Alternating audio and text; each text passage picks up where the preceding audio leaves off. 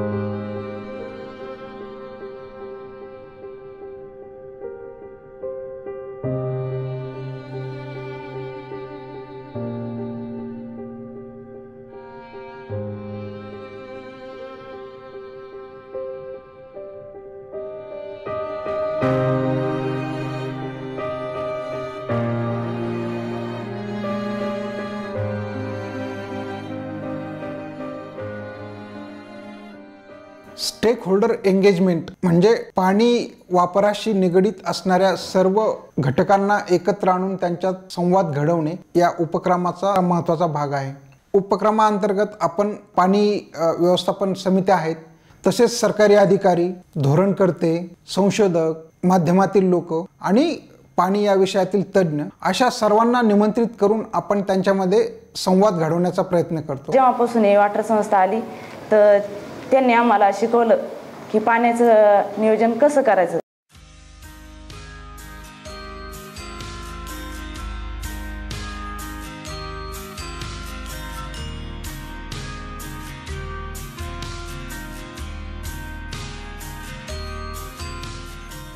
तिथं आम्हाला शिकवलं की ते जे नळ्या घेतले होते आम्ही ते आणि 2 टोपल्यात पाणी मांडलं आणि दोघांना ते ओढायला लावलं.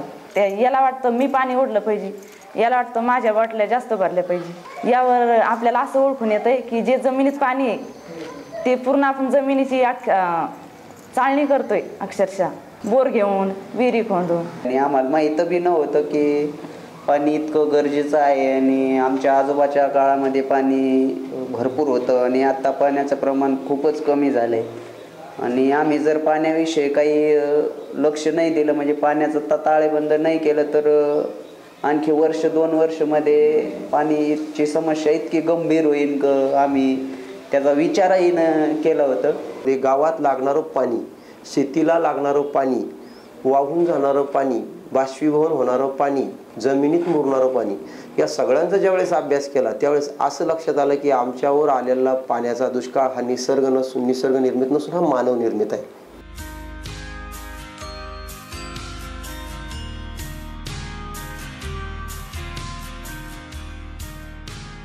पाण्याचा ताळेबंद म्हणजे तुमच्या गावावर पडणारा पाऊस, त्याचं कॅल्क्युलेशन जर केलं सर तर तेवढं पाणी वाहून जातं हे त्या दिवशी कळलं आम्हाला. तोपर्यंत आम्हाला माहित नव्हतं की आमच्यावर किती पाणी, आमच्या गावावरती किती पाऊस पडतोय आणि किती वाहून जातंय.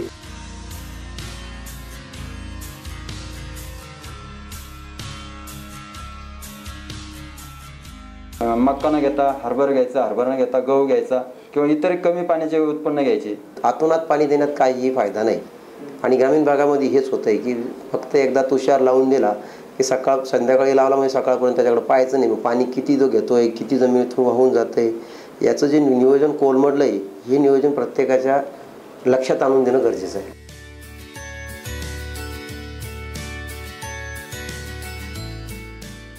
गावाबाहेर एक मोठं शेततळ्या टाईप चेक डॅम बनवून ते पूर्ण पाणी न वाहून जाऊन देता जमिनीमध्ये जिरलं पाहिजे. आपापल्या शेतातच थोडे थोडे बांध घातले पाहिजे, थोडं अशा नाल्या केल्या पाहिजे. सकाळीपासून जर लागणारं पाणी ते सांडपाण्याला जर सोच खड्डा करून त्यात जर जिरवलं तो फायदा होऊ शकतो. बोरवेल 300-300 फुटापर्यंत बोर चालले आहेत, पाण्याची पातळी खालावलेली.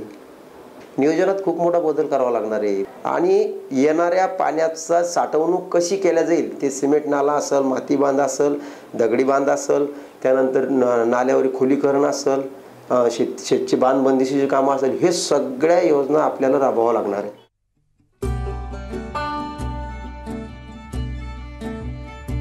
पाण्यास ताळेबंद करायचं म्हटल्यानंतर हे सगळं ही जनजागृती सगळ्यांना सांगावं लागतं.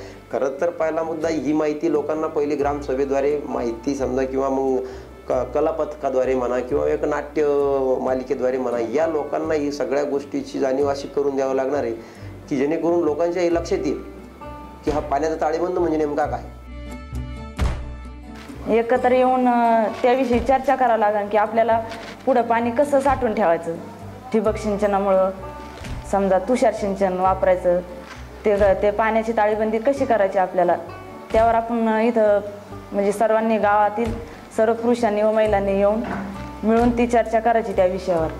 म्हणजे असं या खऱ्या माध्यमातून आम्हाला वॉटर बजेटिंग ताळेबंदमध्ये खूप काही शिकायला भेटलं आणि खरोखर आज काळाची गरज आहे. प्रत्येक गावानं प्रत्येक व्यक्तींना ताळेबंद करणं जरुरी आहे.